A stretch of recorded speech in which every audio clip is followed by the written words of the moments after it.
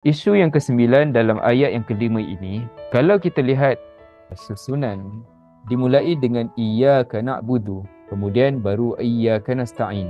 Sembah dahulu, baru minta pertolongan.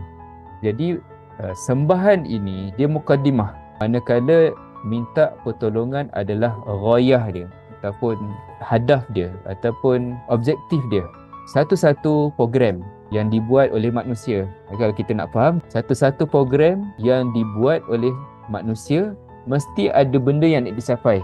Contohnya membuat majlis kenduri kahwin, sebab tujuan akhir dia ialah untuk memperkenalkan kepada orang ramai adanya pasangan yang baharu dalam masyarakat ini. Kita maklum, ibadah yang Allah Ta'ala jadikan untuk kita, yang Allah Ta'ala bekalkan untuk kita beramal, itu semua program, tuan-tuan.